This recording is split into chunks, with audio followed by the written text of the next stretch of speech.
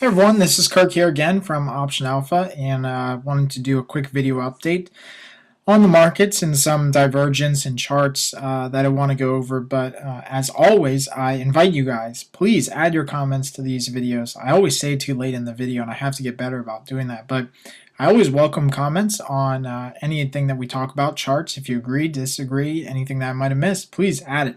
It always adds to the community here. So you're probably wondering why there's a banana peel on the screen, and really, that's how I feel with the market right now. Going into expiration week, and most of the expiration stuff happening today and tomorrow, pretty much all in cash at this point. Don't have many large positions at all. And I've told members this a bunch of times and sent out some videos to them, obviously, a couple times yet over the weekend and earlier this week. But I feel like the market is at a point now where the rug can be pulled out beneath our feet. And that's why I have this banana peel up on this particular screen. So I think most of that is starting to really work its way through the market. I've said for months and months and months, and you can quote me on everything I've said and look back on all the videos. This European stuff is just like what happened in 2007, 2008 with subprime. Right? Subprime was a small part of the economy, really not going to affect anyone. And it turned into this huge plague that really grew throughout the economy and really touched everyone. And the same thing is happening with Europe. And they keep telling us that Europe is just a small part. US banks don't have that much exposure. But here we go again today with Fitch coming out and saying that actually US banks have massive exposure that we didn't even realize, or that the market didn't even realize. So we had this huge sell-off at the end of the day. Again, if you're a day trader, God bless you, because even today, the S&P futures, I was just watching them throughout the day, and it was just, up 20, down 20, up 15, down 5, just all over the place. So good luck trying to day trade this market. I think options are the way to go. I think the market's still going to be heading lower. And so we'll go over some technicals here so we can talk about that. So enough with the banana peel. Let's get into some of the charts as always. This is a chart of the Nasdaq, and I wanted to use this as the basis tonight for just going over some of the market stuff. I think what everyone is looking at right now is this kind of flag pattern that we've been developing over the last couple of days. And it's fairly consistent throughout most of the charts. And actually, I'm going to try a new cool trick here with you guys, so bear with me if I can't get it right, but I have this new highlighter that I downloaded, so let me try this. But this is what everyone has been looking at, is this flag pattern on the markets. And so what we've had is we've had a huge run up in stocks, and now they've taken a breather and moved sideways. So now the key is going to be, does the market break out lower? In which case it's got to break this support level right here. And that's really been the X marks the spot across most of the indexes. There's a major support level right below where we're at. So if we break that, it's going to be very easy to head back to this major level before the end of the year, I think. I think that'll be breached, and then we start running down there. So that's why I'm a little hesitant to get into the market with a lot of new trades. I think there's good opportunities, obviously, but I think that you have to just wait and let these patterns and these charts kind of work their way through before we start getting into things. So now as we take a look at some of the other things I wanted to talk about tonight is namely some divergence, MACD divergence, as we were talking about on the post.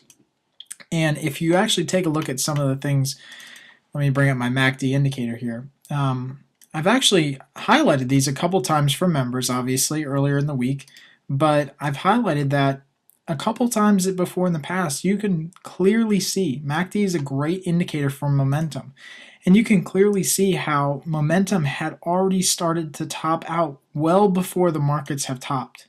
And you can see they actually topped right in the beginning of November, right up here. This is where the markets topped out at.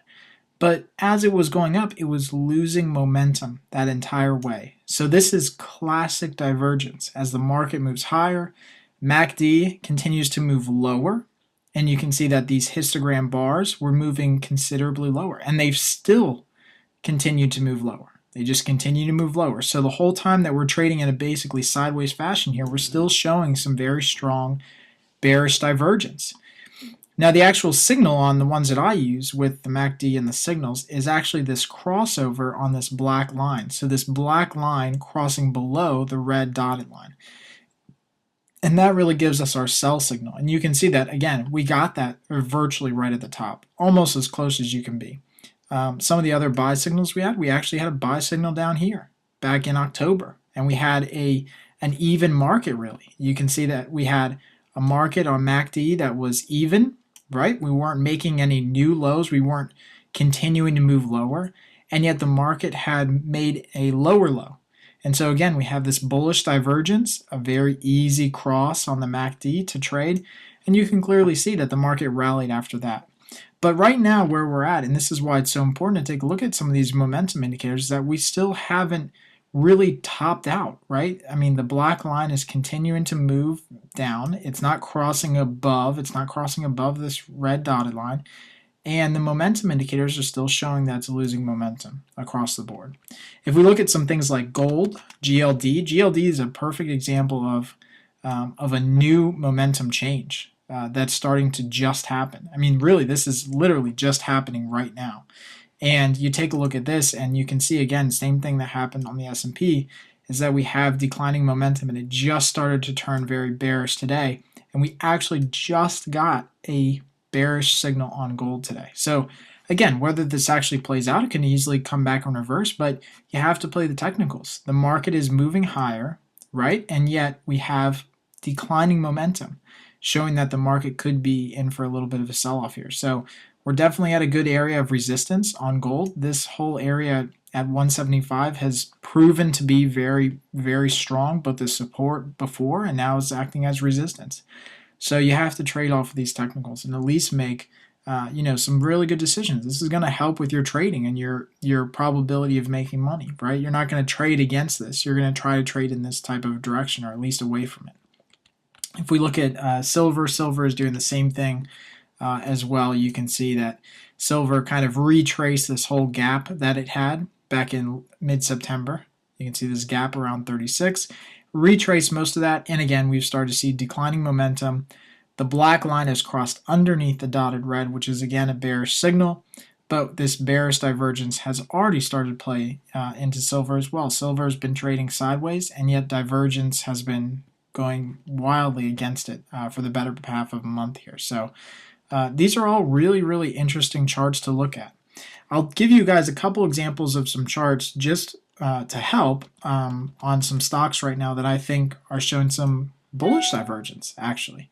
Now, of course, we got to keep the broader market in mind, but take a look at RIM, for example. RIM was making lower lows and is seeing bullish divergence, right? Increasing momentum in this stock. Now, it didn't actually bottom out until here, until a couple days ago. And we actually got the bullish cross on the MACD just 2 days ago. And so it's really important that you see that actually MACD is really good at kind of showing you where a bottom might happen, right? I mean, obviously, we got to wait for that signal, as we always do.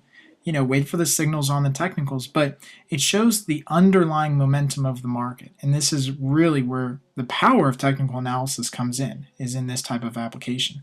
If we look at things like Google, for example, Google had a really good example of massive bullish divergence right before the stock really kind of took off lately, and this was back in August. So again, I'll use this as my proxy here back in August. But let me just get a good zoom. There we go.